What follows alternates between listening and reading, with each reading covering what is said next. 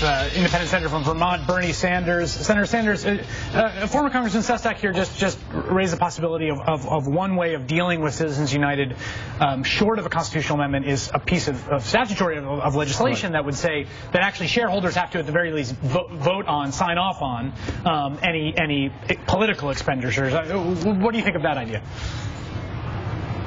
I think it's a great idea. Look, if I'm a stockholder, if I have money invested in a corporation, that corporation is spending money against something that I believe in, do I have a right to voice that concern? Of course I should.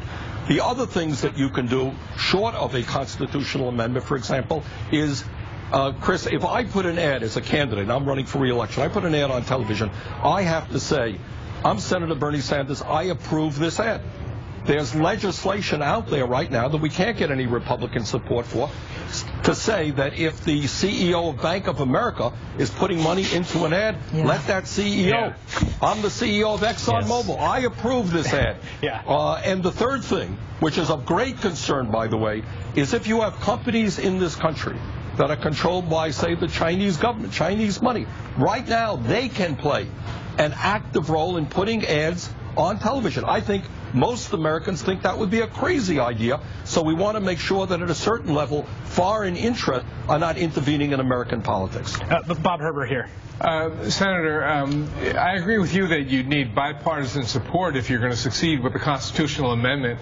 What's the argument that you make to ordinary citizens who are conservatives, Republicans, on behalf of the amendment? Why should they support it? Well, by the way, John McCain the other day, I don't know if you guys noticed that, said that he thought Citizens United was one of the worst decisions that he had ever seen. And that's a good start. I think the answer, Bob, that you give to conservatives is to say, you and I may have a disagreement.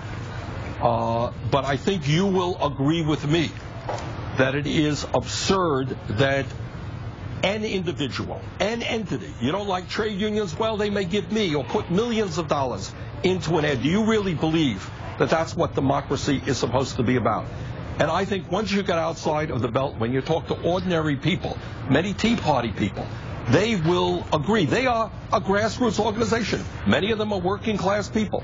I suspect many of them will not like the idea, do not like the idea, that a handful of billionaires can control the political process. So, Bob, in that sense, I'm not quite sure that the argument to conservatives, ordinary working class conservatives, is a different argument that you'd make to progressives.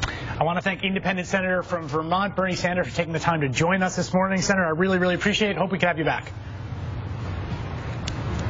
Thank you. Within your home, you do so much.